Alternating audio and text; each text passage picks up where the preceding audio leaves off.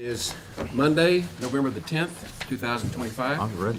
It's 9 o'clock in the morning, and the Kirk County Commissioners Court is now in session. If you would, please rise for the prayer and pledge, which will be led by Commissioner Harris. Lord, we pray that you guide us, as always. Satisfy the needs that need to be met during this meeting. Please guide us through the transitions our county and country go through, as we know you have a plan for us. Lord, please guide us so that this meeting can be productive. Let us be effective and decisive. Amen. Amen. I pledge allegiance to the flag of the United States of America and to the republic for which it stands, one nation, under God, indivisible, with liberty and justice for all. I honor the Texas flag. I pledge allegiance to thee, Texas, one state, under God, one and indivisible. Please be seated. Was that you? Okay. Okay. I apologize for my late appearance. I woke up with no hot water this morning, so I caught up. Does that mean no shower? Huh? Yeah, that meant no shower, no shave. I got to get that taken care of today. Anyway, first thing we need to do for a Commissioners Court meeting is turn these things off. Turn them off or to vibrate so they don't interrupt the proceedings. And then after that, the next thing we do is public input. I've got one person that signed up to speak. He was on the agenda anyway, so he didn't need to do it, but he did. No, there is another gentleman. Oh, there is? Yes, George. George Eichner? Yes, he's not on the, this is input. Okay. I think he's Mr. on agenda. Eichner? Thanks, sir. My name is George Eichner, and I represent the Kerrville Christmas Lighting Corporation. And a little over a year ago, the court issued a memorandum of understanding that legitimized our role in decorating the courthouse, and I wanted to give you an update on where we were this year. That if any of you walked in now, you noticed that K-Pub's already putting up our new tree. The old tree had a lot of electrical problems with it. Half the time, half of it was unlit, and I'm sure all of you guys may have gotten calls about how come the tree's not lit. Shane Evans, who's out there, is one of our stalwarts that was able to fix it. But what we have, this is 50 foot tall. It's 5 foot taller than the other. It's got a 4 foot base that's really going to be spectacular. The connections, they use Cannon plugs as opposed to the socket and regular connection for electrical connections. And it's essentially waterproof. Mike Whitler, who was our engineer on this, tested them and put them underwater, and it's still remaining wet. So we have high hopes for this year. The decorations are essentially the same as they were last year. We contracted with, who did we contract with? Hill Country Christmas Lights out of Spring Branch.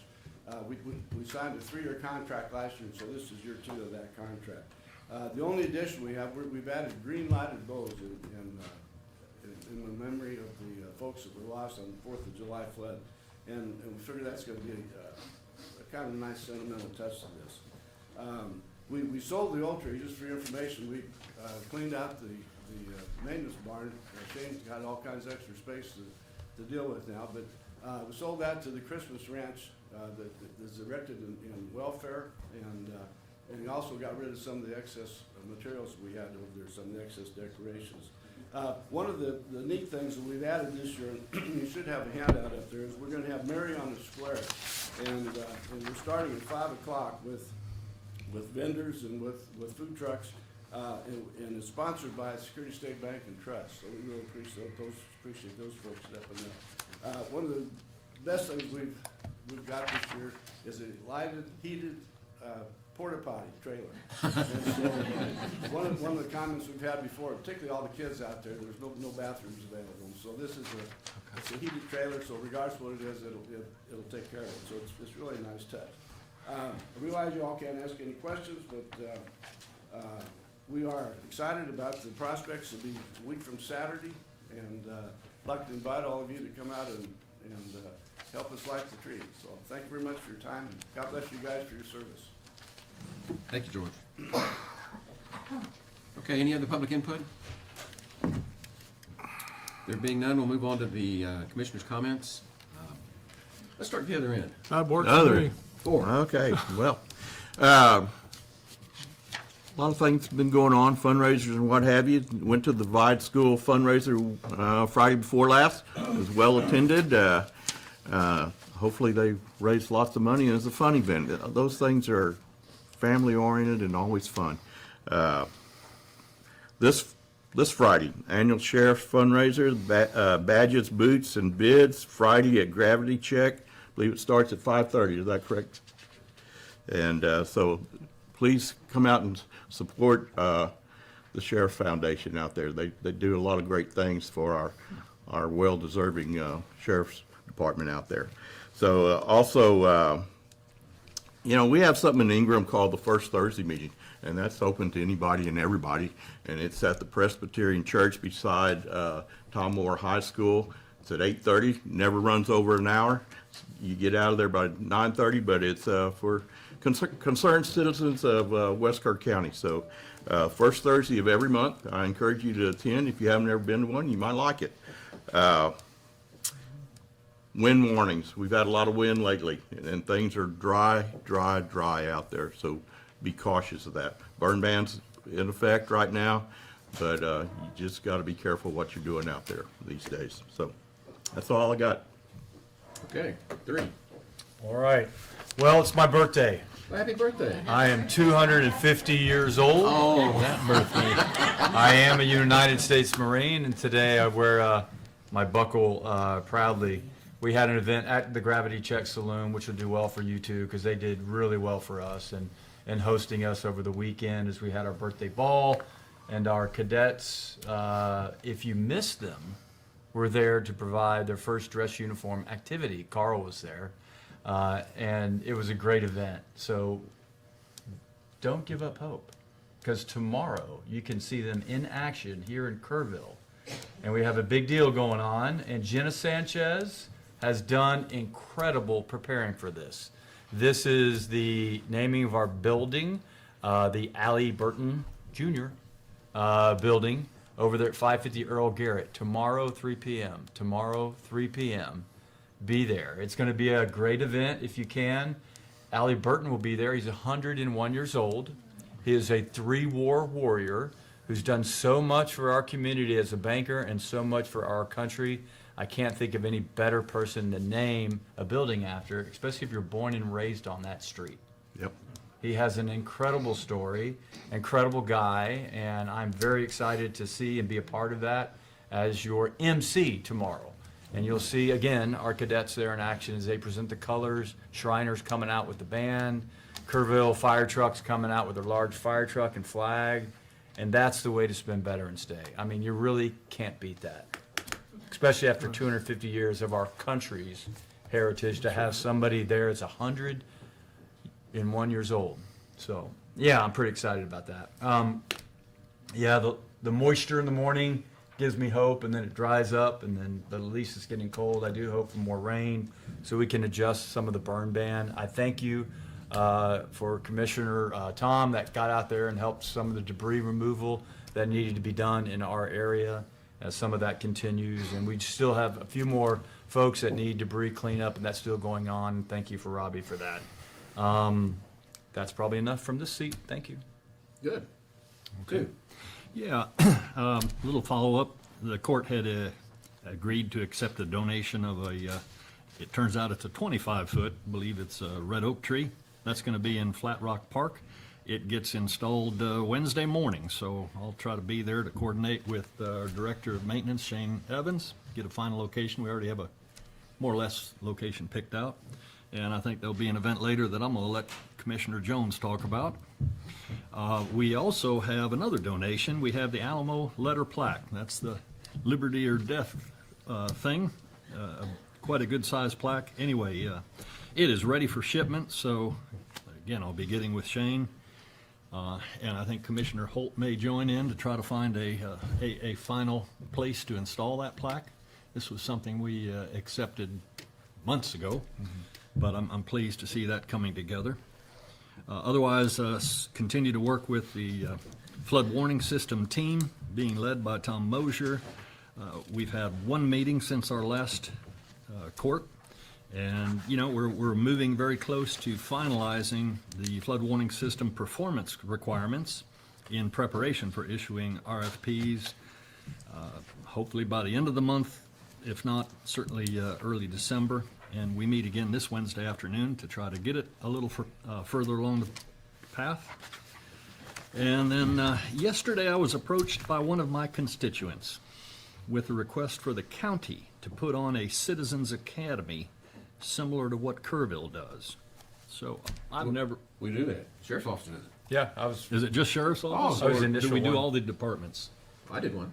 sheriff's office. Yeah, well, I think Well done. what they're looking for is a little bit more comprehensive one. Well, they have the CERT program, So, yeah, I know, but, which is comprehensive, trust me. yeah. But I got the impression in this discussion, again, I haven't attended the Kerrville Citizens Academy, but, the idea is each department head has a presentation about what they do and how they serve the people of Kerr They, County. they So do anyway, that during, they do that I don't during. know if we have every department head, but we have most of them. well, okay. Yeah, I felt If it we're was doing it, great. I guess we comprehensive need to for get it rule out of there. law. All the judges were there. It just sounded like a good idea, so. Oh, yeah. Bringing It it up is a good for idea. further Sign up. discussion. Just reaffirm it. That's why we do it. I don't know when it's planned to do another one, but I encourage it. And Okay, for those of you that haven't done that, it is really informative. You really learn county government pretty quickly. yeah. And you learn it's not what you think it is. Yeah, it's a lot of work. Well, it's, one of the things about it is, we have 26 elected officials at the county level. Did you know that? One of which is the county surveyor, who doesn't get paid anything, but 25 elected officials who don't answer to anybody except the voters. Now, that's herding cats. Okay? It is. That's herding cats. And yet, we do it. Right, And we do it relatively well, and get along, and actually like each other. right. Good. Good. Let's see. Just kind of a reminder to the court, I'm not sure if we actually need to make a formal decision or not, but we talked about it in the last meeting about the county-wide burn ban, and at some stage going back to delegating that to the individual precincts. So maybe you can comment on that later. I'm happy to. And then the last one I have is, I just ought to inform the public that there is a Commissioners Court Candidates Forum scheduled for tomorrow night at the Acapulco Restaurant on Sidney Baker North, starting at 6 p.m. So I plan to attend, and I'll answer any questions about my record and why I'm running for re-election, and I encourage the public to attend. It's just for Commissioner Court candidates. That's it. I don't know if I like going last. Welcome to my world. Just a couple of quick things, following up with what George had on their tree. That's gonna be a busy day, on the 22nd. We do have, as Commissioner Pace has talked about, we've got a tree that's being donated by Mosty's Brothers Nursery. There's also gonna be a red granite marker that's donated by Boulder Designs of Fredericksburg that'll be placed there in memory of what's happened here for this flood event. We've been working pretty hard with these folks with Spirit of Liberty. They have a flyer that we're gonna get out, starting probably later today. We'll get it out on the website, we'll get it out to churches, everywhere else we can. This is an open event for this dedication ceremony. It'll be at 4 o'clock, it'll be from 4 to 5 o'clock, and so you can leave from there to go to the parade. And so it'll make it a really nice day's event for you and your families and kids. They'll have Santa Claus there for the kids, be something real encouraging for them. Looks like they're gonna have a lot of electeds there, Greg Abbott, Ted Cruz, John Cornyn, and Chip Roy. They're gonna have a lot of folks there. This is a pretty honorable event that they're talking about putting on here. So we're pretty blessed with that donation that we received with all that. We also have just an update on the debris. We haven't done that in a while. We're at about 1.8 million cubic yards, which is a whole lot more than what we anticipated. Ashbrit, the contractor that works in the west part of the county, has pretty much concluded their operations. They'll start doing closures on it road by road, but they're at about 100%. Series that handles from town to east of the county is about in the same place. They completed out of the 1,036 right of entries, ROEs. There were 1,032 or 33 that were approved, and those have all been confirmed and completed. This operation's winding down. You will see that most of the work left now is going to be on the river. And so that's the reason you're not seeing near as many trucks out here running as what we've had in the past. So they're doing a great job with it as far as getting it all done in a very timely manner. Most states or areas that go through this kind of tragedy are years getting this completed. We have not gone through that. We've had good management, good working relationships with the state and with FEMA, and we have pulled this off in, I think, a record time with what we're getting done here. And so a lot to be said for that. Doesn't mean there aren't some things that we're not going to want to address or things that have gone wrong somewhere along the way. But to be at this stage of where we're at is phenomenal. We couldn't have asked for better partners on all this. And to take that burden off of the county financially is the most important thing for the county budget and how we view it. That has really helped us out tremendously. I continue to work with the Guadalupe River Flood Warning System. When Rich and their committee get done, it'll come to us, and then we'll start working with William, and we'll start trying to get that implemented, along with Jonathan Letts and the Riparian Recovery Group. And we've got a lot of good work going on with that, and get this county back whole is what our aim and our goal is. So that's it. Thank you, Judge. And to answer your question to me earlier, this is my opportunity to respond about the burn ban. We divided the burn ban into two parts back at the beginning of the disaster. One for the floodway, which was the affected area, as we called it in the order, and one for the unaffected area, meaning those high grounds that are outside that floodway. And we lived with that bifurcated burn ban for the better part of, 3 months? And then we went ahead and rejoined the burn ban for everything because we got into some real dry conditions. And so what we're looking to do is when we are ready to go ahead and lift the burn ban for the floodway, which will be a big deal. That's when we can burn down in the floodway. We'll take the burn ban and make it consolidated again and put it back with the precinct commissioners. So we've got a plan, and hopefully we'll get a little rain, but you never know this time of year if we're going to get it or not. That's true. But with that, that's kind of what the plan is for the burn ban. And just so everybody knows, even if we were to get a week's worth of rain and lift it out in the unaffected areas, none of the zones have been, along the river corridor have been okayed for burning at this point because of recovery. And we want to be very careful about that. Yes. We worked probably for the better part of a week coming up with this Oh, yes. bifurcated burn ban. So, okay, with that, you ready to go? Yep. Consideration agenda, item 1.1. Consider, discuss, and take appropriate action on a request to add the Daughters of the Republic of Texas to the nonprofit list for use of the Union Church building in order to receive a 50% reduction of the rental fee. Rebecca Palmieri?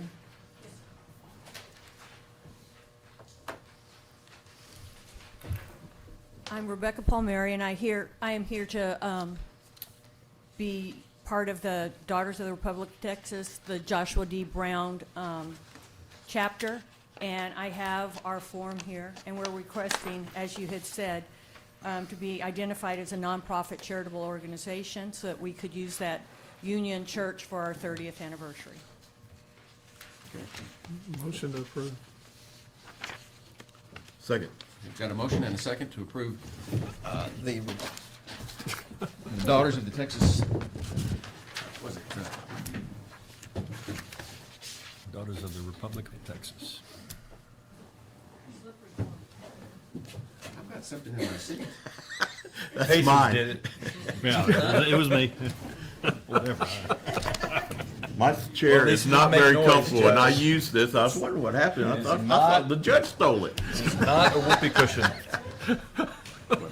Now we know. It's found its proper home. There you go. Okay. But the we've got church. we've got a The motion. Union Church, yes. We've got a motion and a second. Yep. And I want to thank you for coming and being part of this. My wife is a member of the Daughters of the American Revolution, and she is determined to get me qualified as a son of the American Revolution, which I have now officially qualifying. But she also came to me and said, "Did you know you qualify for the Sons of the Texas?" Well, and I do. So, I'm looking forward to being able to get together with you. But, You bet. So for those of us who don't know, what are the qualifications? you have to have somebody that fought in the American Revolution, Okay. somebody that fought in the Texas. In your lineage. I have a Texas Ranger that was great-great-great-grandfather. Cool. Married a Comanche. That's why I'm so mean. But with that, any other discussion? No, just thank you for paying at least some of the fee. You know, a lot of my voting has been no free rides, right, in our facilities, because I want to generate funds that we desperately need within our thing. So, thank you at least doing a half reduction and paying some, because we still gotta pay the electrical bills. And I'm very conscious about that for our treasury. Okay, any other discussion? Those in favor, raise your hand. Unanimous. Thank you. Welcome. Moving on to item 1.2. Consider, discuss, and take appropriate action on a request from Kerrville Pets Alive to use the courthouse grounds for their Fill the Bowls food drive on Saturday, November 15. We're in at the last minute, but we're here. Karen? This is Karen Guerrero, the Kerrville Pets Alive.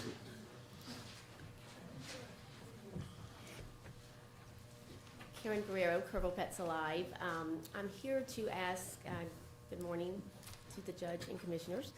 I'm here to ask for the use of the courthouse grounds this weekend from the 15th and the 16th for our annual Fill Their Bowls pet food drive.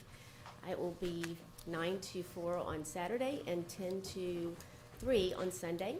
And what we do is we have this annually in order to be able to help people with pet food during the holiday season so they can take care of themselves and their family. And we request permission to use the property. I move for approval. Got a motion and a second? Okay. Any discussion? Those in favor, raise your hand. Unanimous. Thank you. Thank you. Just wanted to say one more thing, is that we do every Friday have a free pet food pantry, which is year-round. We also have pet supplies. We also have 6 free spay and neuter clinics coming up for the community. We're trying to help people heal and take care of their pets so they can take care of themselves. So be on the lookout for those dates. Thank you. Thank you. Thank you for all you do. Okay. We move on to item 1.3, which is a timed item at 9:10, but we're just now getting to it. It's consider, discuss, and take appropriate action to authorize the River Working Group to plant seeds and trees in Flat Rock Park. Former Commissioner Letts. Good morning, everyone. Commissioner Judge. Here I'm representing the River Working Group, Long-Term Recovery. And what we have right now is that we're doing workshops around the county. We did one in the Hunt area yesterday, and there's one coming up in the Riverside Nature Center, and also in Center Point coming up next weekend. Part of that, though, we're giving away trees or plants and seed, and we're not sure, but we may have some excess, and we need a place to put them right away. And it seems that Flat Rock Park, right along the river's edge, is a really good spot to put some, both the seeding and the plants. And then down the road, there may be other plants and trees to plant right along that river. Of course, we coordinate that with Shane, and we just want approval to be able to do that. Also, we just more information along the long-term recovery group. We're working with Hunt School with Faith Bradbury. She is making, we donated some seed mixes to her, so sure she can have her students make seed balls. If you don't know what a seed ball is, you take a little bit of clay, some seed, some mulch and stuff, and you make little balls, and then the kids get to go out and throw it along the river and plant seeds that way. And it's a real good way to get germination. So anyway, we donated quite a bit of seed to Faith and her classes up in Hunt. Like I said, we have those working groups. We have a lot more going on. One of these days, agendas I'll probably put on the agenda is to give an update as to full scale of what we're doing across the river. It's really not on the agenda today, so I won't go into all that. But today, I just need approval to plant in Flat Rock Park over along the river's edge some of the items that we have. I guess my question for you, Jonathan, is, we haven't actually seen where you're gonna plant it. I'm all in favor of restoring the vegetation, but, obviously we have to work with Shane and make sure it's not in the areas where we typically mow and so forth. So you mentioned along the edge, all the way along, or? No, it's pretty much, it'll be right about the 10 foot right along the river's edge, kind of really, a lot of the plants that we have are really almost planted right at the water's edge. Okay. Especially this time of year with the drought. So it's really this numbers.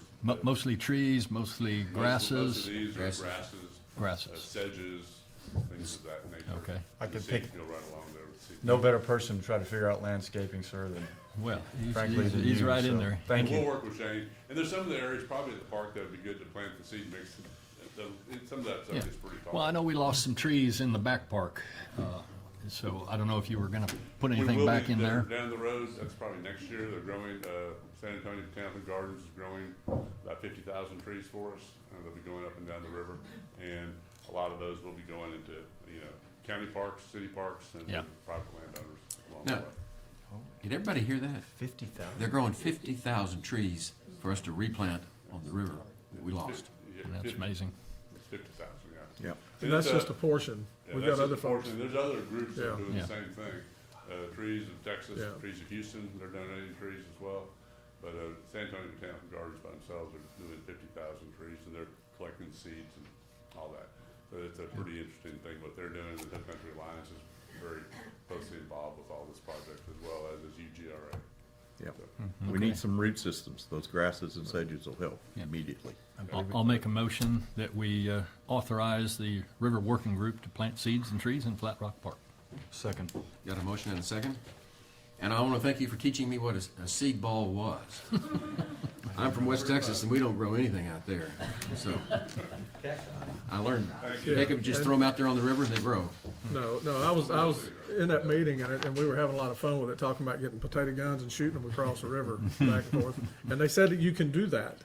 So it might be a good project for your guys that like to shoot, to create potato guns. I don't know if we can trust them yet with the potato gun. Let's move on next time. Slingshot. Can we take a vote? We got a motion and a second. But this is a very, very detailed and in-depth portion of this recovery. Sure. And the wisdom I've gained from being on that committee has just blown me away, listening to the different areas, because you've got experts in all these areas coming in and are explaining why we need to do it a particular way and what does work and what doesn't work. And so Jonathan's done an excellent job of bringing all this together. So, Okay, those in favor, raise your hand. Unanimous. Thank you. Timed item at 9:15, we're running a little late, is 1.4. Consider, discuss, and take appropriate action on a request to plant up to 20 trees near the lower portion of the Veterans Pathway in Flat Rock Park. Welcome. Good morning, I'm Katie Capel, and I'm the coordinator of Bird City Kerrville, which is a coalition of 30 different groups that are in favor of improving the environment for birds and encouraging birding. And Flat Rock Park has been really a hot spot for birding. But I'm here mainly because the Veterans Pathway was dedicated last year, Yeah. and then we had a little flood in September. There and was then nothing we had little a whole about that bunch flood, of- Ms. Capel. Yes, sir. Nothing little about that flood. No, Oh, she's talking about well, another the September. 18th, The first one. Oh, the first September one. 18th Yeah. Okay, yeah. was, the water came up, but it didn't wipe everything out. No. So we planted a bunch of stuff in November, and then July 4th, it all wiped away. And the Veterans Pathway is not a tribute to anybody right now. It's looking pretty sad. So we have volunteers, and we want to replant it with our volunteers. And there's a lot of trees left over from some of the native plant sales, and I think some of these the riparian working group is also going to use. But we would like to specifically work along the Veterans Pathway to make it look better sooner. This is the time of year to plant, Yep. and we have all these things donated that are just going to die if we don't put them in the ground. I actually, these things came from Riverside Nature Center and Bernie Native Plant Society. I'm thinking maybe 8 or 10 along the side, and we have a lot of other stuff. Now, the other result of the July 4th flood is that it ripped away all of the stuff that the deer eat. So the deer are gonna be really hungry this fall, and we would have to put cages around the stuff that we plant, as many as we can. We've gotten Bartlett Tree has agreed to dig the holes for us, and we will probably get the same 20 people this year that planted last year, because we never give up hope. you know. And we have red oaks and cedar elms and some cypresses, and hopefully we can get it all protected. And I have reached out to Shane Evans. I'd like to, it would be nice if we could level it some. It's created some giant potholes. It looks like it's been bombed out there. And I don't know that they can do that, but it would be nice if we could create a berm even, so that the water wouldn't come up so much the next time it happens. So that's what I'm asking, and I would also talk to Shane about how we're gonna get these things watered. Because this 25-foot red oak is gonna need to be watered too, and Okay. maybe we can put together some volunteers that could bring a tank of water around and water everything, so we're pretty good at rustling up the Looks like volunteers. we're gonna hear So from Shane. that's what I'm asking, is permission to plant these trees in the Veterans Pathway area. We're not gonna deal with the banks until next year. I mean, the river working group is working on that, and we don't wanna Okay. interfere with that, so. I'll get you started with a motion to approve the request to plant up to 20 trees in the lower portion of the Veterans Pathway in Flat Rock Park. Second. Got a motion and a second, and I see we've got Shane can Shane at the back of the talk room. about maintenance. Do you want to address any of this? Yes, I do. This, I appreciate it.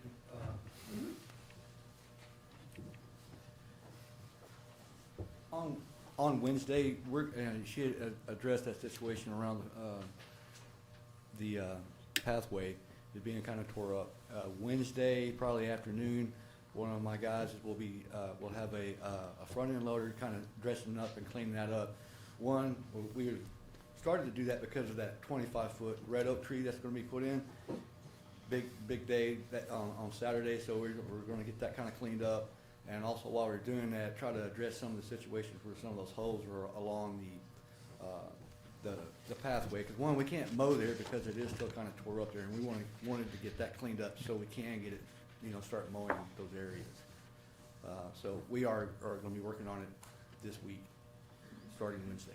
Shane, did you say the red oak is gonna be planted Wednesday or Saturday? Wednesday, but the Saturday is that big event, memorial Oh, yeah, service. yeah, okay, right. So we're gonna try to get Sorry. that cleaned up for that. Sounds good.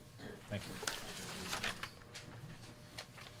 Okay, we've got a motion and a second. Any other discussion? Mr. Yes. Katie, thank you Yes. for everything y'all are doing. It's very greatly appreciated, and people like you and volunteering all your service, that's what makes it work. I got another question for you, though. And you said it, but I'm just, 3 different type trees: cedar elm, cypress, and Red oak. red oak. Red oak. And about what size? They're 5 gallon. They're like this. Okay. They're just, it's gonna be a while. I have a Sure. red oak at home I've had for 5 years, and it's 30 feet tall. Right. So it's gonna take a while to come back, but at least we'll have something out there. But we also have some things like chili pekin and the brush, the shorter things. Hopefully some stuff the deer won't eat up. But just to get some, you're not gonna like what's out there right now. Well, that leads me to my next question. We're going to have some kind of protection around them so the deer Yes. don't Yes. mow them down. We're Okay, gonna good. cage them. Okay. I have some questions. Okay. How are the trees going to be installed? Is there gonna be equipment out on county property doing the digging? What does that look like? Well, Jack Zuber tells me that they have some kind of new equipment that's an air blaster that digs a hole. And he's aware that the pathway is concreted only so wide, so they're gonna have to go along there. They install trees all the time, so. But a private entity, it's not county equipment, right? That's beholden, Right. probably, which was the Right, question is, we have to make sure that you have a tree company that's doing this. yes. Okay. So we may need. As a Donation. some kind of an agreement to, if we're allowing a private entity on public property to do this, we may need to have something in place that protects all parties. And we know who dots the i's and crosses the t's. Right. I So- thought she was gonna go there. So we need to incorporate that pending Yeah. that It just agreement. needs to be subject to the county attorney's approval. Good. If you're She'll- thinking she'll about come up with liability, what we you're need. letting lots of volunteers on the property digging holes too, you know? And by the way, Fine, that's- your description of that looking like a war zone, I walked the river trail yesterday. It looks like a war zone. Yeah. It's a shame. It really hurts. Okay, those in favor, raise your hand. And this is subject to county attorney coordination. Unanimous. Let's move on to 1.5, update from Small Business Administration regarding flood-related issues. Judge, you got a 9:30. I was looking for Corey. Good morning. Oh, he's over there. She can go, that's fine. Oh, We're gonna let you go. I'm We got sorry. a timed item at 9:30. We're running behind anyway. Okay. Just go ahead. Good morning, my fellow Texans.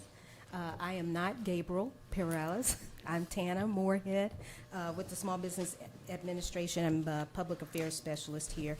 And so I think we were on to give an update about the disaster loan program that we're offering to the community for physical damages and also personal property.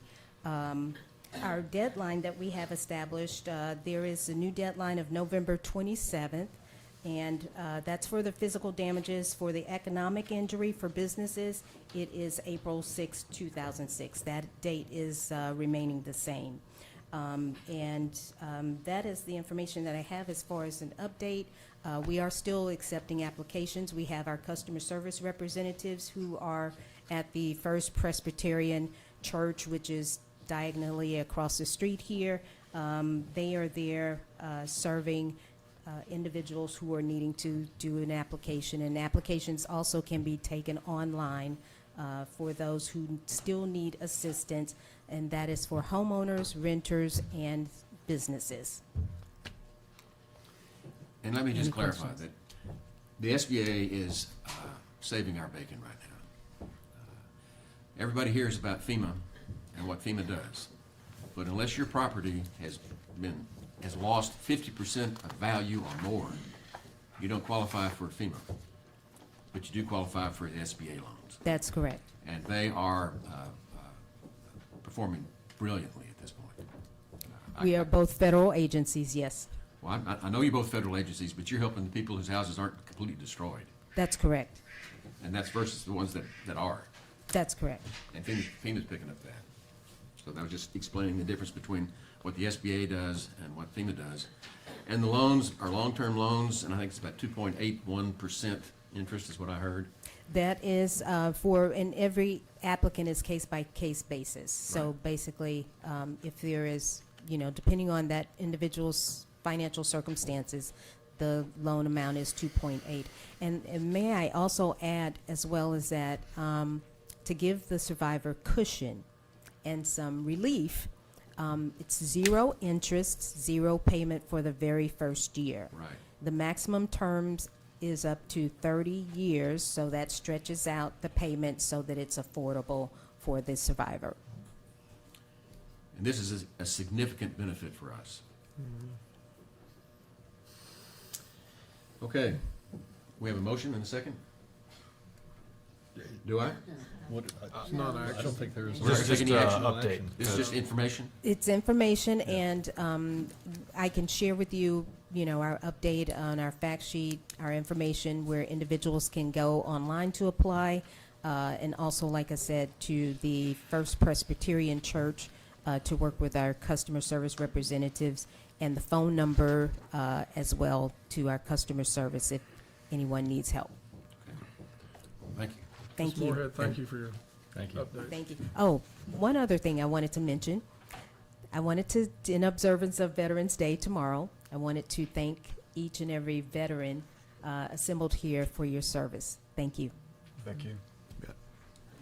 And with that, everybody who's a veteran, please stand so we can see you. We got veterans.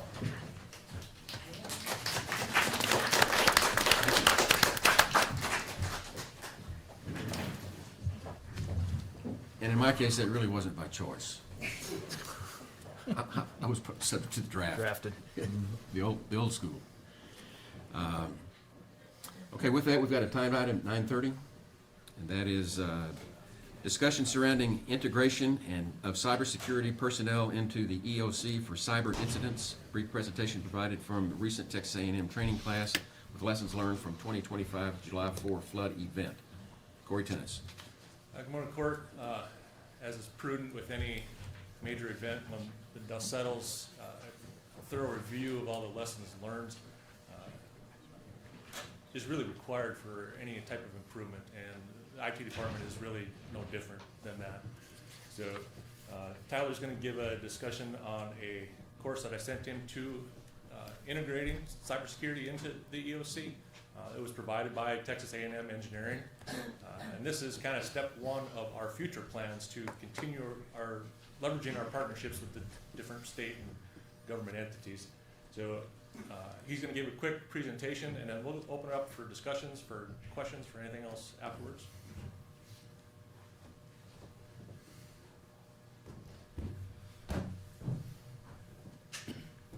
Good morning, Commissioners. So, yeah, I had the privilege of going to the integration for cybersecurity personnel to the EOC. It was put on by TEACS, but they used the curricula from FEMA, and it was more incorporating IT into the existing EOC structure, specifically in the event of an IT issue or incident, talking ransomware, phishing, malware, server goes down. That's sort of the environment that we're walking into with the MGT 456. So this is, I know we have a lot to get to, so I'm going to go through this quick. The slides are kind of wordy. So real quick, the CrowdStrike, they're a security company that reports on lots of security issues. The really important ones there are going to be that the third-party vendors, they noticed that there was a time of attack went down from, I believe it was 48 minutes to 51 seconds this year. This is all as a result of AI. That's pretty significant because everybody uses third-party vendors, particularly when they access a server on your internal network to provide support.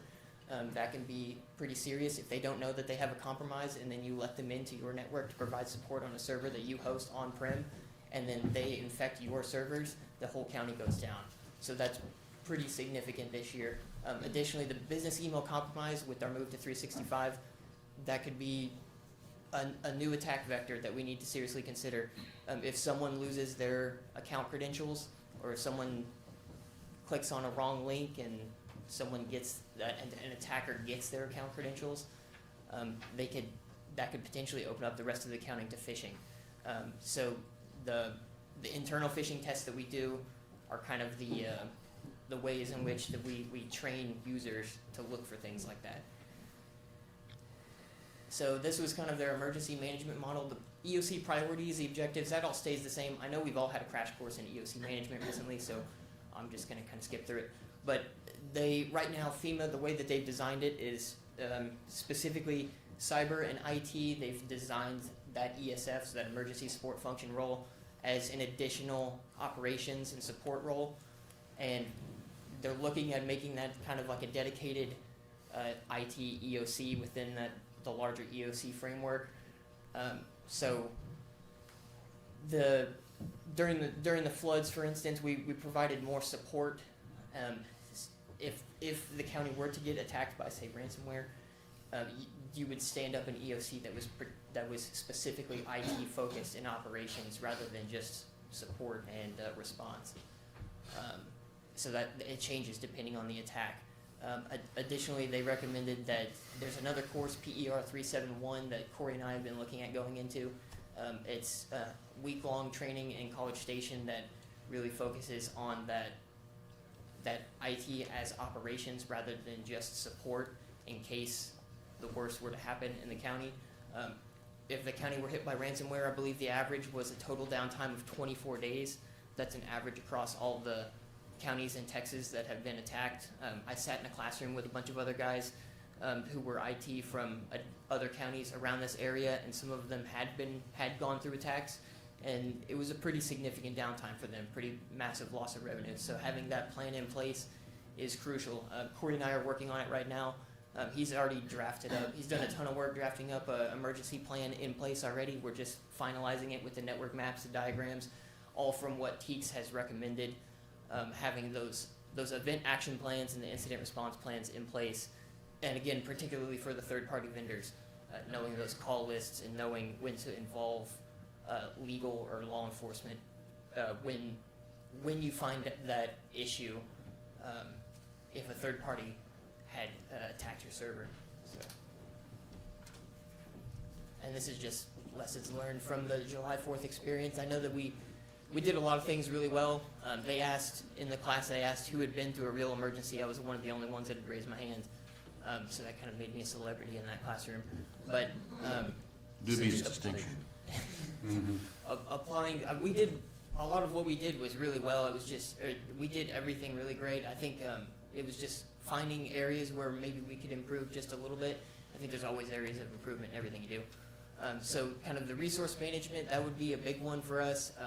Having that plan in place, knowing what each department needs, knowing that baseline of where to return to, knowing what they may need for operations, having the computers in place, and having an EOC that's already stocked. That was a big one. We had so many outside agencies come in that setup time just kept growing. And that's, in an IT environment, that's really bad because, I mean, the speed at which some of these IT attacks can move, like you saw, 51 seconds. It takes me longer than 51 seconds to set up a computer for, say, a DPS officer or something. So having that EOC built, particularly for IT and equipped for IT, is a massive, massive time saver in an event like this.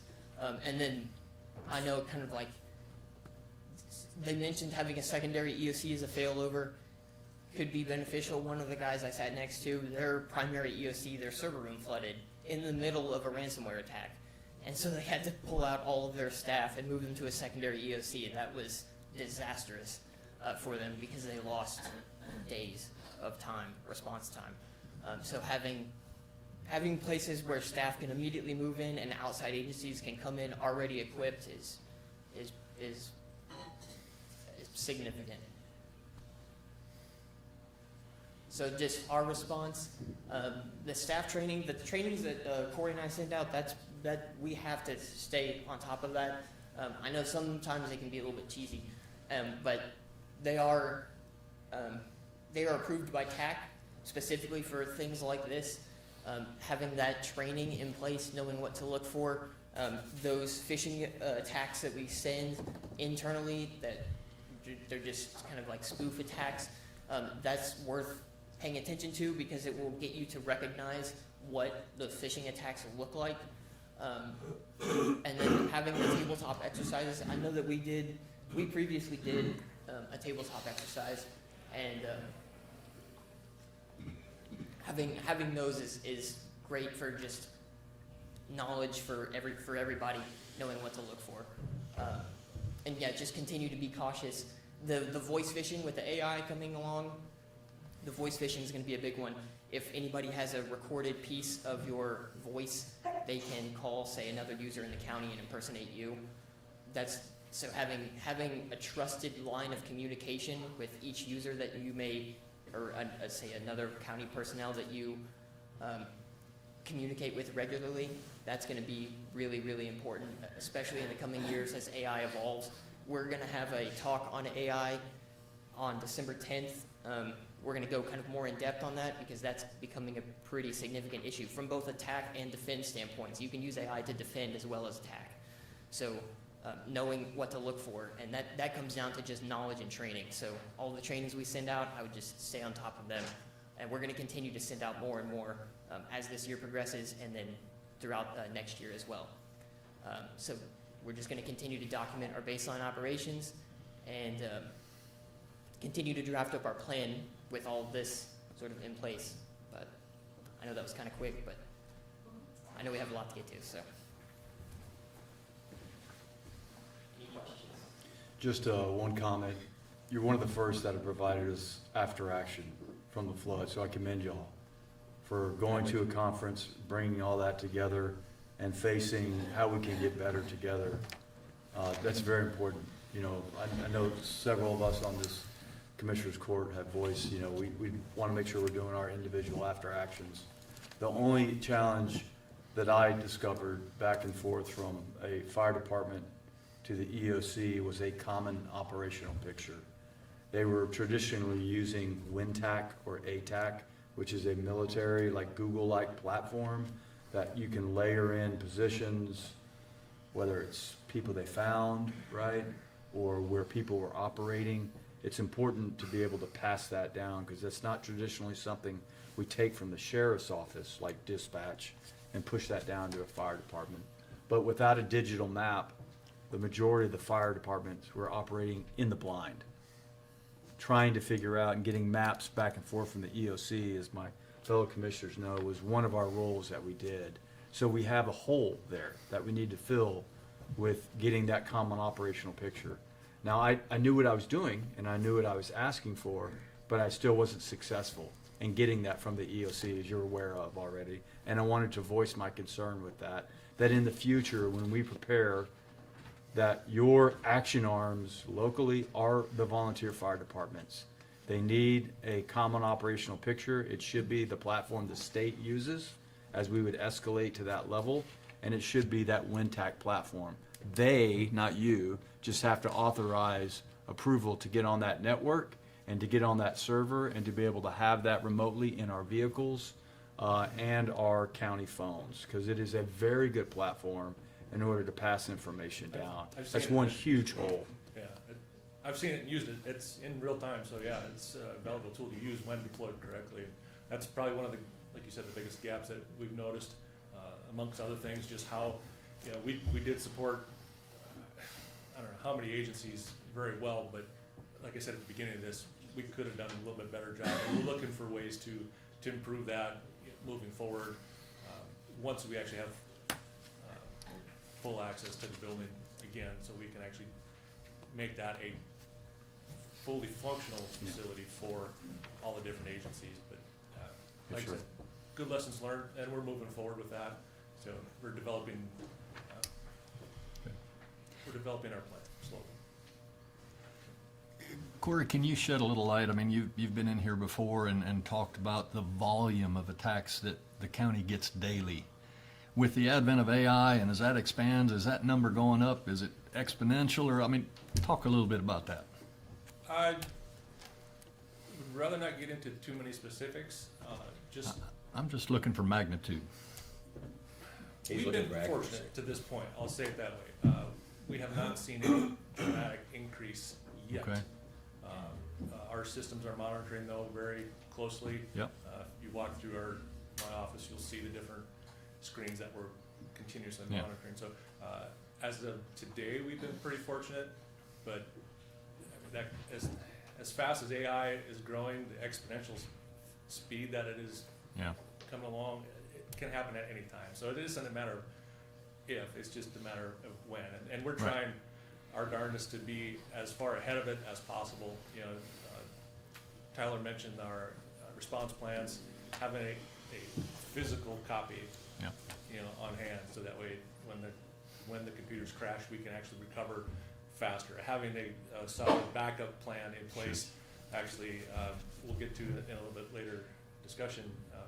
We believe we are molding that system in a way that would allow us to recover much faster than the 24 days. You know, we've seen months, not even just weeks, in other counties that have been hit within the last 2 years. You know, it's a matter of how you segregate and how you protect the network, and those are the things that we're continuing to evolve. You and your team did a great job.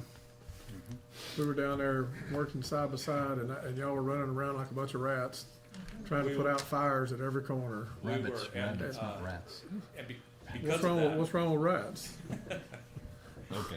No, and because of that, we are actually trying to really figure out how we want to better prepare moving forward. Yeah, and y'all did a wonderful job. I've been working in emergency services stuff since 2002, and it has progressed in directions that you couldn't even imagine. And watching y'all and what you were having to deal with, not things that most people would anticipate. Right. And y'all were on top of it, and I appreciate that. No, thank you. My team certainly likes the well, Yeah. Yeah. good works. Well, I commend the efforts. I mean, knowing that we're constantly under attack, you know, the fact that we haven't seen a successful attack, I mean, that, I commend you and the team for that. Thank you. What it really does, though, it raises further concerns, because anything that has a circuit board is subject to being attacked, and with AI, the attacks get more sophisticated and more frequent. And I'm going to talk in a little bit about battery energy storage systems, which are clearly connected to the internet, and of course the implication is they're going to be under constant attack, or could be if somebody wanted them to. Very true. Also applies to election equipment. Okay, anything else? Thank you. Anything else? Okay. Let's take a 5-minute break and come back at 10 o'clock. And Noel, we'll start with you on 1.6. So get ready. Well, just. I'm ready. It's always ready. I can't believe I've seen rats. they were. Yeah. They were getting, hey, they were But, getting, you know, acorns they were being are short-term crops, seasonal, you know? So, you got 30 days, so it's just one big part. Yeah, it's one small link or tree trunk.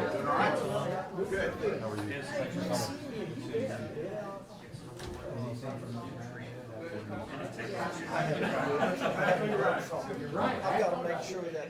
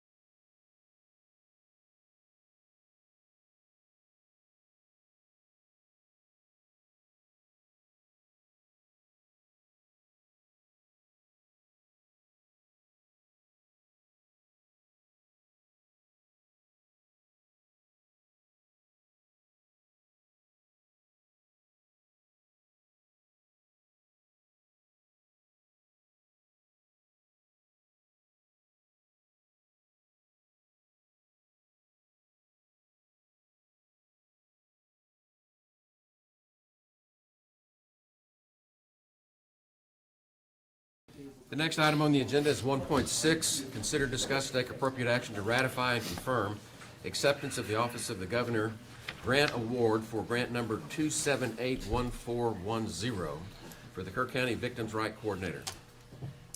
Ms. Putnam.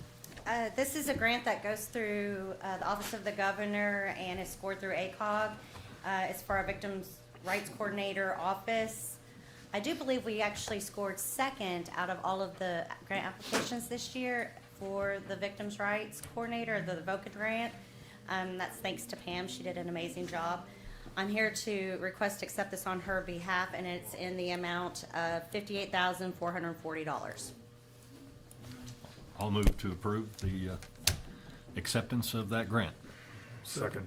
Got a motion and a second to approve, to ratify and confirm the acceptance of the grant from the Office of the Governor for the Kerr County Victims' Rights Coordinator. Yes. Noel, how does that compare to last year's grant? It's about the Amount? same. I don't have last year's numbers for sure. Tanya might know a little bit better, but typically you can't go up. You can only go down. So our match is around 14,000 that we have to match to that, and it goes towards salaries, copier expenses, office supplies, things of that nature. Very good. And just for information purposes, we've gotten this grant now for about a decade. A long time. And only last year we had to, we reduced it in order to be able to be in compliance with their requirements. And this office also serves the 198th and the 216th, so it's Gillespie, Bandera, and Kerr counties. And not to discount the county court at law docket, that's over 1,000 cases a year, just in county court at law. So we're talking about a lot of victims here. Any other discussion? Those in favor, raise your hand. Unanimous, thank you. Thank you. Okay. As I call the next item, I'm going to ask William Whitson to go to the podium for me. This is item 1.7, consider, discuss, and take appropriate action to approve the intergovernmental agreement and support for middle mile grant application. How many of you in this room have met Mr. Whitson? William, you need to meet this guy. He is part of the team that is heading up the management of our long-term recovery group. And it's been provided by a very generous donor. He actually was in charge of Hurricane Harvey recovery. So he works with this day in and day out. And broadband is one of my pet peeves, and that's why I have him up here. I live in West Kerr County, and there are parts of West Kerr County that you can't get to hunt without losing your coverage. That's the truth. Unless you live out there, you don't appreciate that, but it is the truth. And this middle mile is the part that we need to get in order to be able to provide broadband coverage in West Kerr County, which is where the north and the south fork of the Guadalupe River start and where all the floods begin. So this is something very critical to being able to predict and project warnings on that river. And so this is something that is near and dear to my heart. I just wanted to introduce William. For those of you that haven't met him, go by and see him. So with that, I'm going to go ahead and make a motion that we accept this intergovernmental agreement and support for the middle mile grant application. Second. Got a motion and a second. William, you have anything to add? Well, thank you, Judge, appreciate it, and good morning, Commissioners Court. And we're here to work hard for this county and for all the citizens and make sure that this recovery goes better, and this is a major step forward.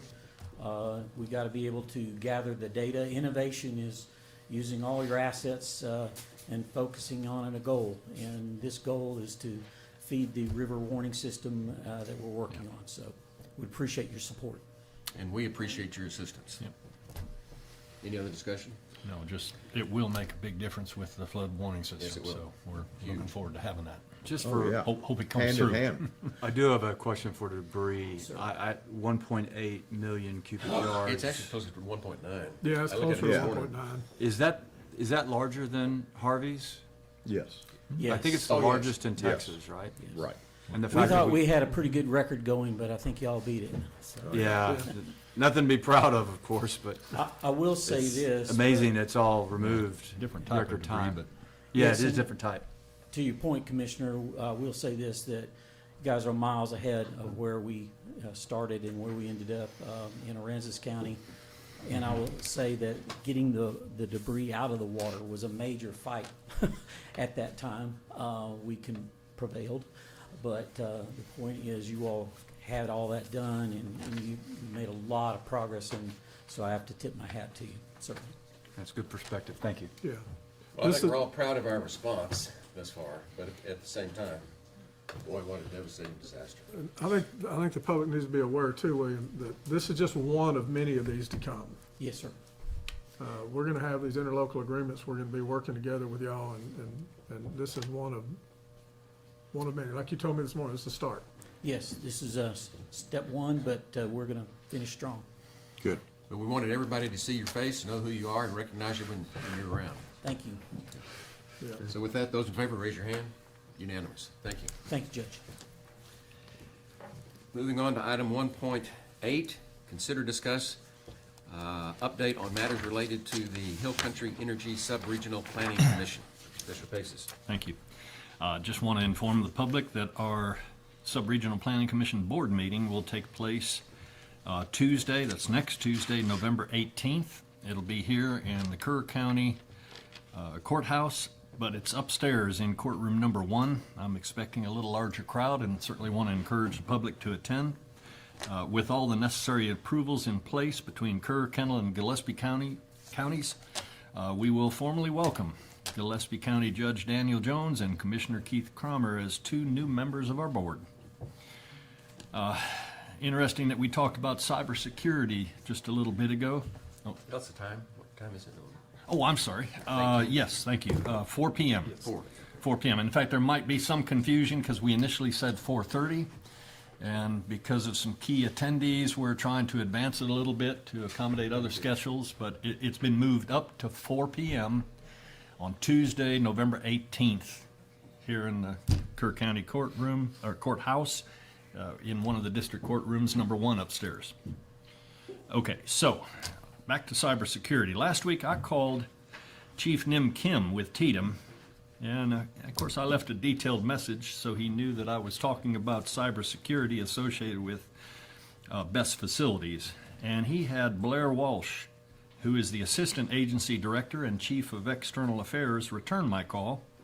And we had a good and lengthy conversation, and I specifically raised concerns about House Bill 150, GA 48, GA 49, and what appears to me to be the lack of anything being done to ensure compliance with those bills, as well as any other measures that are being taken to ensure that no components that are made in China, Russia, Iran, or North Korea are actually hidden within the batteries or control system circuit boards in these BESS facilities that are being installed across the state. Measures are being taken, the governor is involved, but again, GA 48 and GA 49 address cybersecurity concerns, but only in association with limiting contractors from doing business with companies or affiliates of those nations that I mentioned who are on our naughty list. But the real issue is ensuring that we don't end up with control system or circuit boards, either in the batteries or in the control systems in these facilities.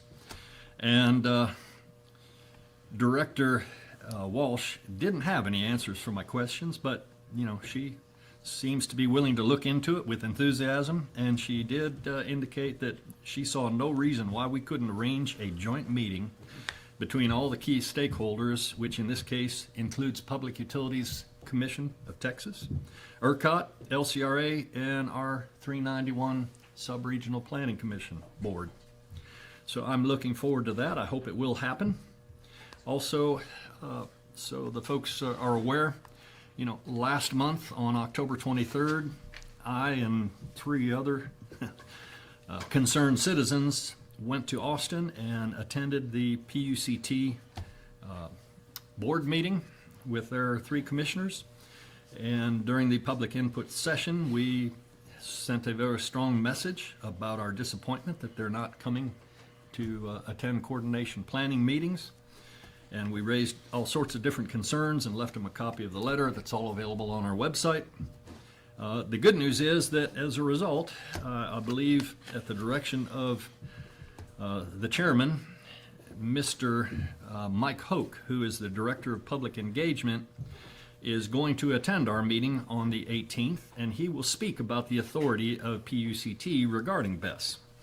I'm not overly hopeful that he's going to tell us anything we haven't already heard, but what I am looking forward to is I want to impress upon him our concerns. And so if there are members of the public that will want to speak, I think that's a great opportunity so he can take back a message to his board with our concerns. We've put a lot of that in writing, and in addition to just set the stage for it, we'll talk a little bit more about cybersecurity concerns before Mr. Hope talks. And we've also arranged to have Kevin Palmer, who is the Van Zant County Fire Marshal, either in attendance or on a Teams meeting. I'm hoping he'll be here in person, but Van Zant County has done quite a bit in the fight against battery energy storage, to the extent they've got some legal disputes, but Kevin will be able to tell us what they're doing, how they're doing in their fight, and he'll cover all the applicable codes and regulations and let us know which requirements have been particularly difficult for BES developers to address. And then we also are going to have Mountain Home Volunteer Fire Department Chief and President of CARFA, Brian Alexander, present to speak to the difficulties of our rural volunteer fire departments in facing any kind of lithium-ion battery fire.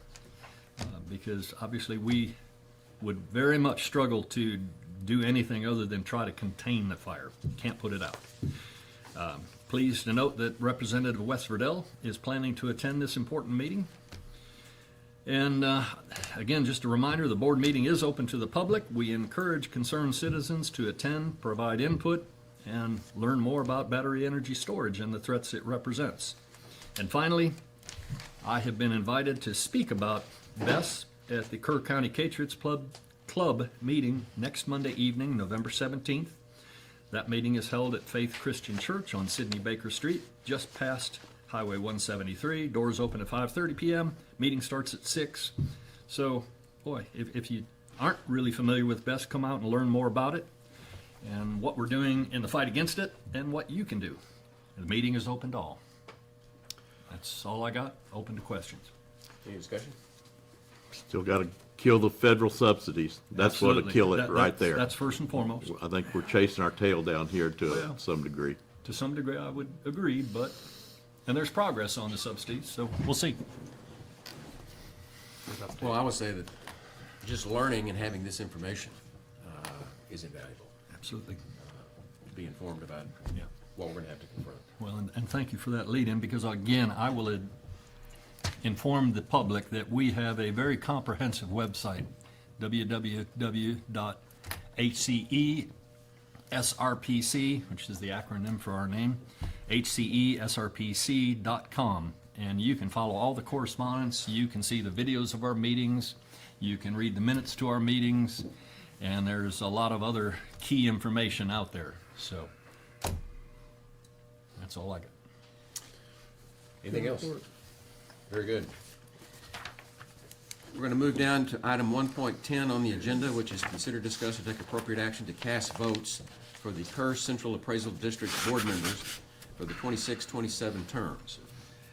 I've placed this on the agenda. The votes aren't due until what, December 15th? 15th, so we need to We've pass. got some time here, but I wanted to at least bring it up so that we're thinking about this. Yep. It's important. All right. There are 5,000 votes on that appraisal district. A little over 1,500 of those votes were cast by the county, another 1,500 or so cast by KISD. We are by far the biggest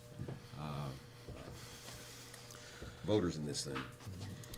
And we traditionally spread our votes around. We like to wait closer to when they're due because we have so many votes that we can elect several representatives on that board. And right now, I think we have 3. Rick Bowles, Jack Birch, and Larry Priyo that the county has put on that board. And for those of you that don't really know what the appraisal board does, they're the ones that make the appraisals that everybody complains about.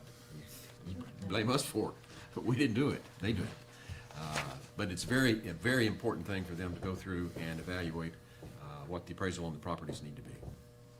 And so, unless we need to do something this week, I would put this off to the next Commissioners Court meeting. But I wanted to get it out there so everybody is aware of what we're doing.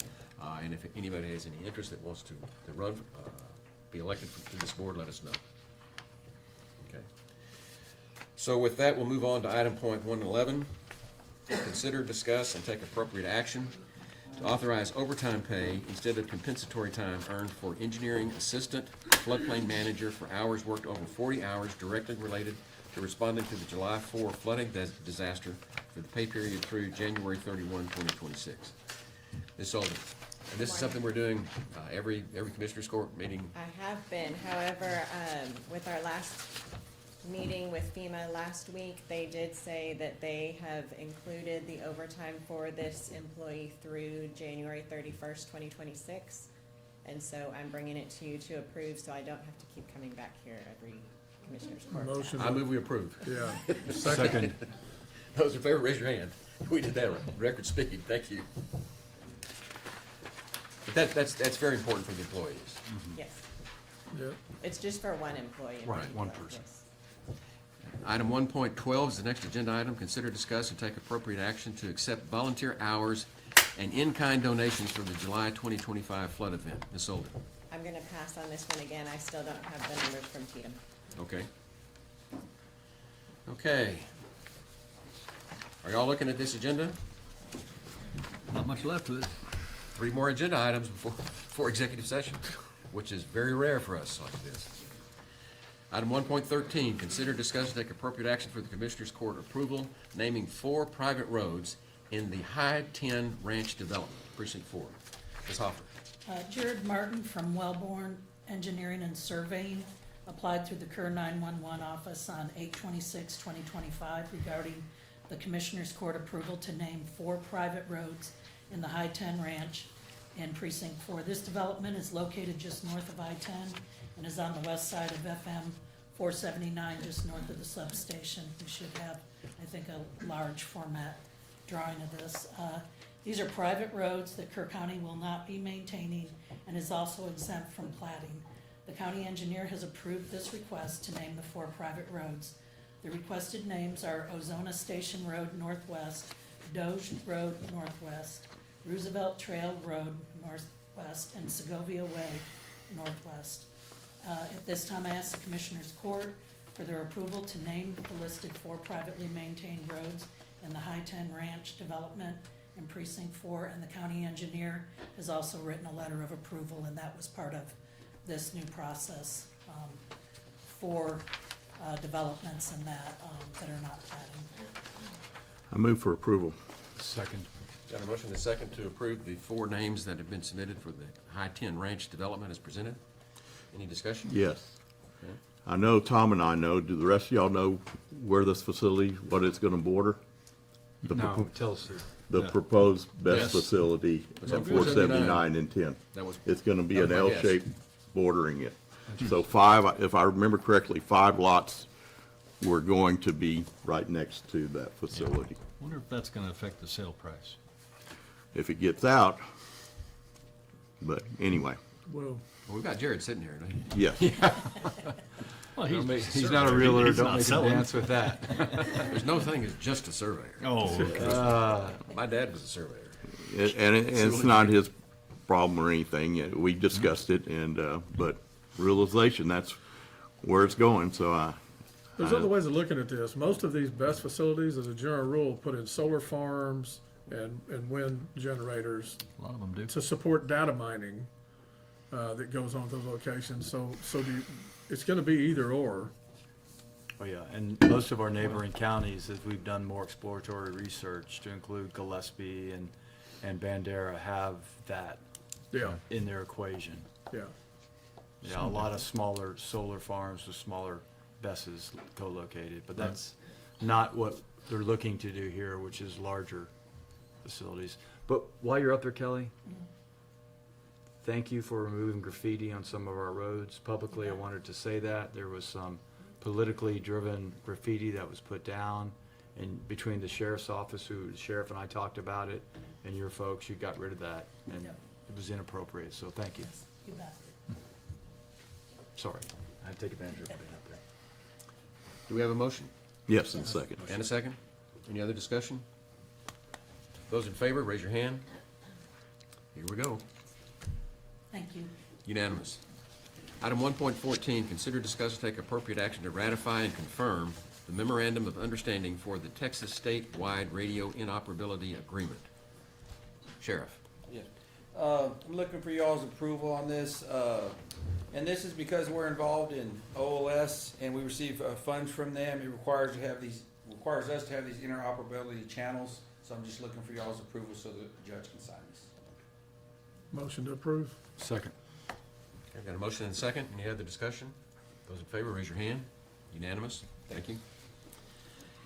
Item 1.15, consider, discuss, and take appropriate action to contract with Castle Lake Volunteer Fire Department. This is the standard contract we do Right. every year. I'll move to approve. Second. Got a motion and a second to approve entering contract with Castle Lake Volunteer Fire Department, as we usually do. Yeah. Any And discussion? those guys are great. Castle Lake VFD. Yeah, help me They out are again. huge. Where Bandera their County. district, Bandera County. Bandera? Yeah. Thank you. It's just a tip. Yeah. We barely have anything. Yeah. Yeah. And there is a Best right by that. That was one of the ones I was talking about. Okay. Any other discussion? Nope. Those in favor, raise your hand. Unanimous. Approval agenda. 2.1, budget amendments.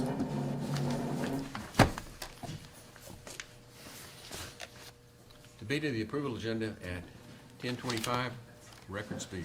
All right.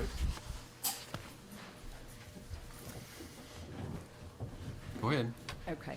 Invoices for today's approval amount to $368,560.70. I move for approval. Second. Got a motion and a second to approve the budget amendments as presented? I'm sorry, there are No, not that's- any budget yeah. amendments. I jumped to bills. That's the Okay. bills, Yeah, that's so right. It's bills. Okay. I still move to approve. Well, let's just get it clear on the record here. Right. Item 2.1 is the budget amendments, and there are none, so we There move are on to none. item 2.2, Yes. which are late, Just regular pay bills. bills. So We've got a invoices motion for and a second today's to pay the bills. consideration, Yeah, $368,560.70. Yeah.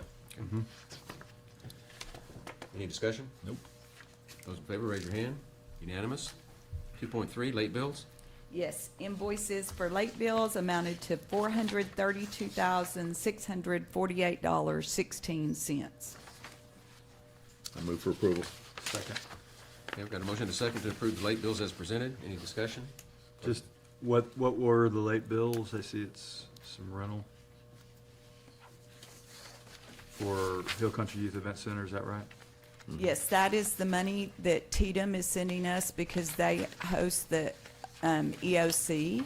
And so when that money comes in from Tatum, we pass that money on to the Hill Country Youth Event Center. Oh, good. All right, yeah, appreciate it. Probably the largest chunk they've gotten in a while for that much rental continually. Oh, it's been pretty good. Yeah. Yeah, Okay. they've been handy. paying on this since pretty much the flood started. Yeah. They Great being coming in, but Tito. we don't want to do it again. No, we don't. But I get it. Thank you. Well, and they've been very generous with us, the way they're doing this. Right.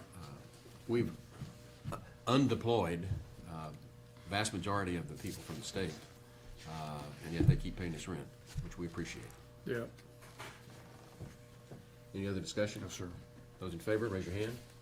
Unanimous. 2.4, auditor reports. There are not any. Thank you. 2.5, monthly reports. And I got a stack of them. October 2025, constables. Constable Tommy Rodriguez, Precinct 1. Constable Kyle Snyder, Precinct 2. Constable Paul Gonzalez, Precinct 3. Constable Brad Ryder, Precinct 4. Justice of the Peace, Judge Mitzi French, Precinct 1. Judge Kathy Mitchell, Precinct 3. Payroll approval, County Treasurer Tracy Sullivan, County Clerk's Office, County Clerk Nadine Alford, Environmental Health and Animal Services, Director Reagan Gibbons. Environmental Health and OSSF, Director Ashley Batters. District Clerk's Office, District Clerk Dawn Lance.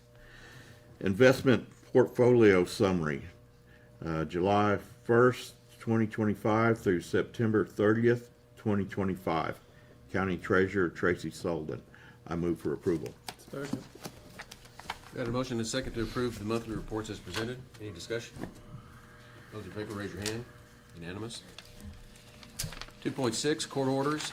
I've reviewed the court orders from the October 27 meeting, and numbers 41606 through 41623.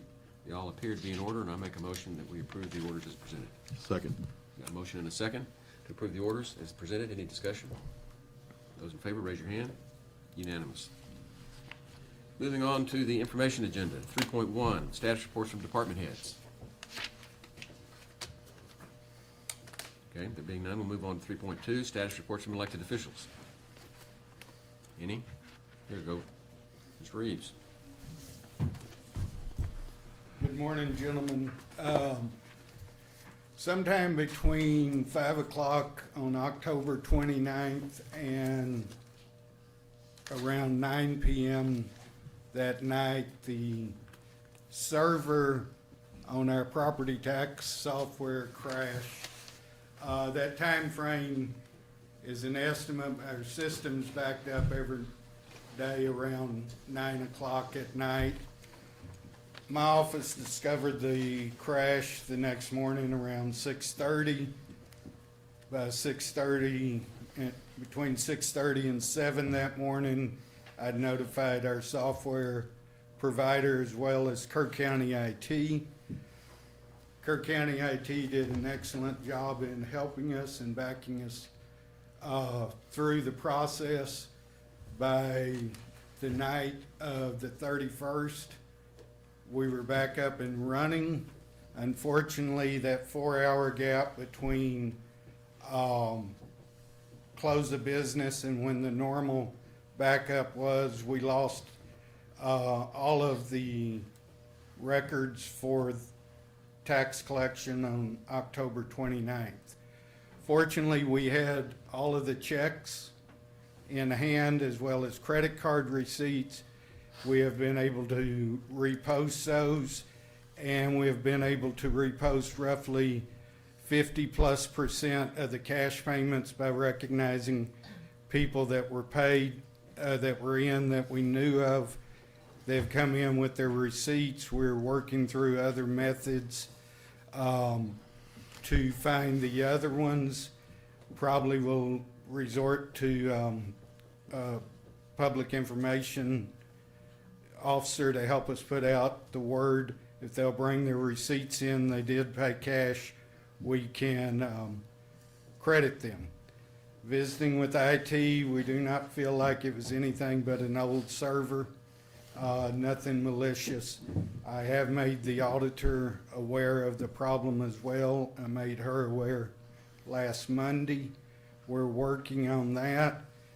Corey can kindly update you on the technical part, but I wanted the court to be aware of that, and hopefully the other, and it's a small portion of our total collections that was paid in cash, but we will be working on that.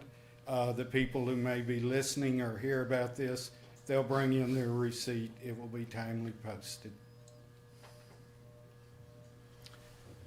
Thank you, sir. How old are we? Can we discuss how old? No. Yeah, vulnerabilities with it. Got it. Never mind. Thank you. We're sorry about the crash, but we're very happy about the recovery. Our staff worked very hard to, we were also down for 2 days, so we were the old-fashioned way, handwriting receipts of people that paid. Took them most of last week to get that caught up, but we have got that worked as well, so we're back running. Yes, sir. Yeah, Bob, you mentioned a small amount. I mean, can you give me just a ballpark? What are we talking about? How much, the cash payments that I'm don't have sure the receipts on? sheriff doesn't want me to mention how much cash we take in.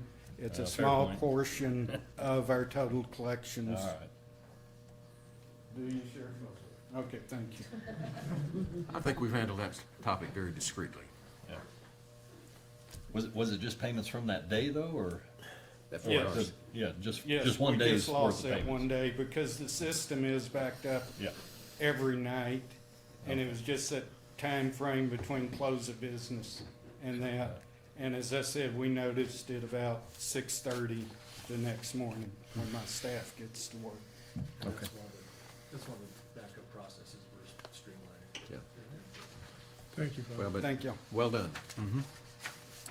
Item 3.3, status reports from liaison commissioners. Anything to report? Just one item. I failed to mention for history's inclusion in the event tomorrow.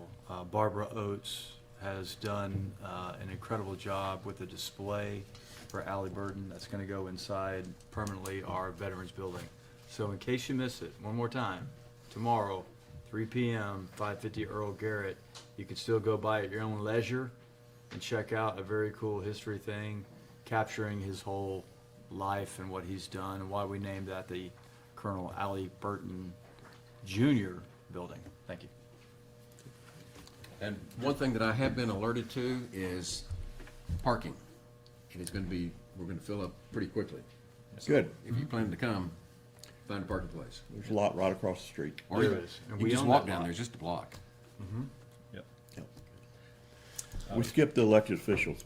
I just have one quickie. I attended a CARFA meeting last week, and just so everybody's aware, they had elections, and they have re-elected Brian Alexander as president of CARFA. Yeah. Elected officials is why Bob was talking. Yeah, I thought we had Yeah. other elected officials Oh, that I need to thought- make a I'm sorry. presentation. I thought we'd moved on to. I think we elected that guy. Yeah, that's right. We did. Okay. Any other liaison reports? I'm still attending all my liaison positions, including Curry EDC that's been extremely active. Getting to work with William that was in here earlier and everybody, and I'll tell you, they're doing a tremendous job They really are. on this recovery, and it's too detailed to ever go into, and as you know. But you need to know that they're doing an awesome job on working in all areas of recovery for this county. But I did want to get William's face familiar with the people so that you know Correct. who he is. Yeah. Yeah, he's a good leader. Executive session, do we have anything on executive session today? No, sir. And we are adjourned. All I right. missed it. I told you 11. He asked me, how long's it